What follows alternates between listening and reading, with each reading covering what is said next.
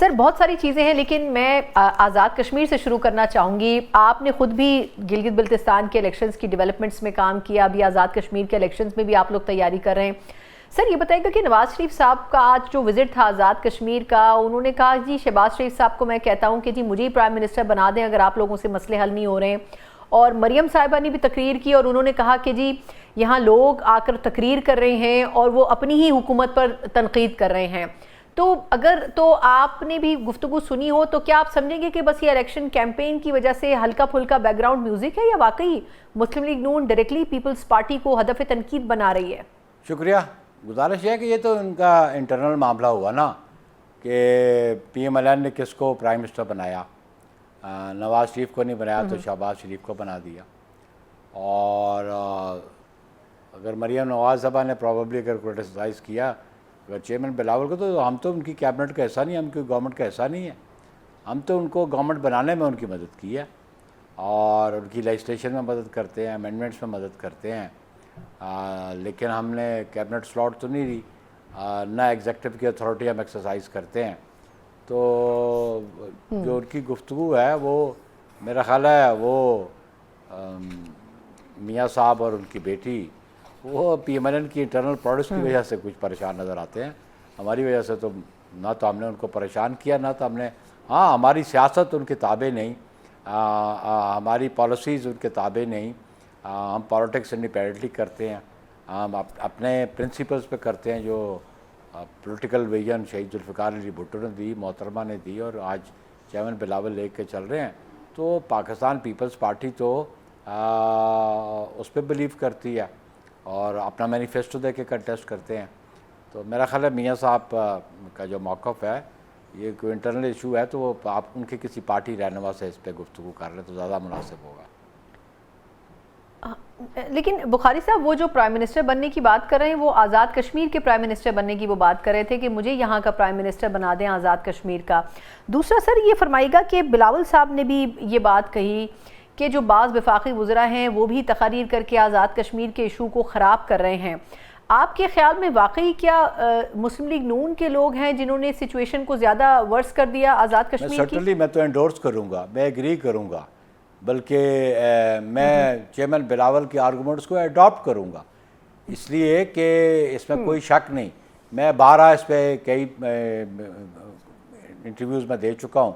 تو میں نے کیٹیگوریکلی کہا کہ اس ایشو کو خراب کرنے میں رانا ثناءاللہ صاحب کا رول ہے، خواجہ آصف صاحب کا رول ہے. اور کیوں یہ جو ریفیوجیز کی سیٹس پہ کیوں کنٹروورسی سٹارٹ ہوئی؟ جب ایک بندہ کہے جی 11 سیٹیں تو سے ہماری کاؤنٹنگ شروع ہوتی ہے ہماری جیب میں، تو میننگ دیر بائی کہ ان کا جو آزاد کشمیر کا کانسٹیچوئنٹ ہے جو ووٹر ہے وہ سمجھتا ہے کہ پنجاب میں جو سیٹیں 11 سیٹیں ہیں ان میں دھاندلی ہوتی ہے اور وہ فری اینڈ فیئر الیکشن نہیں ہوتا.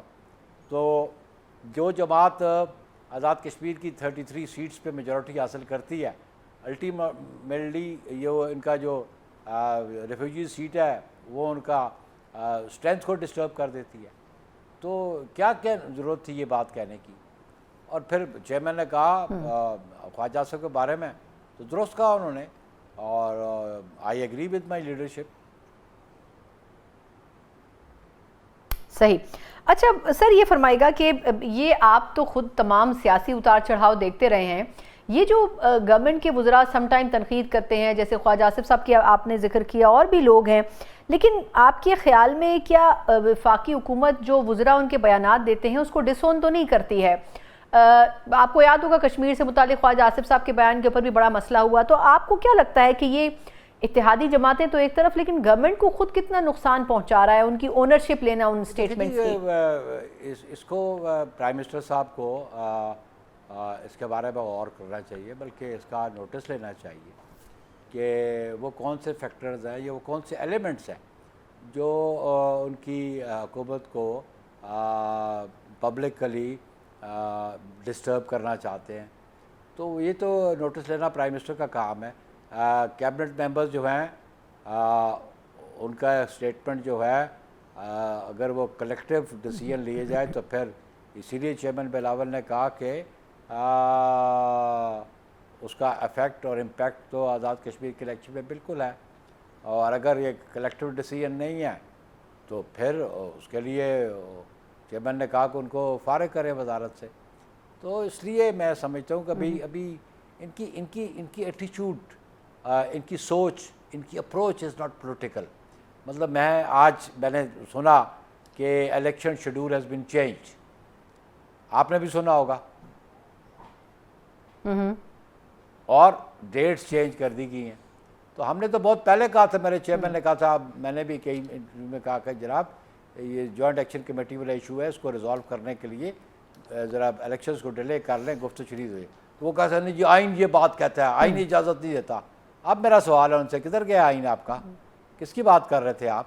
رانا سونالا بھی کر رہے تھے، اور ایک اور ڈاکٹر، کوئی ڈاکٹر ہے کوئی ان کا منسٹر، وہ بھی کہہ رہا تھا.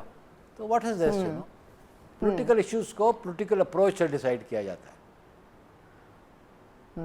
اس میں تو کوئی شک نہیں ہے سر، اور پیپلز پارٹی کی اس حوالے سے ویژن بڑا کلیئر ہے. اچھا سر، بڑے ادب کے ساتھ ایک سوال اور بھی میں کرنا چاہوں گی آپ سے کہ آپ لوگ پولیٹیکلی بڑا دور تک دیکھتے ہیں کہ کیا ہونے جا رہا ہے.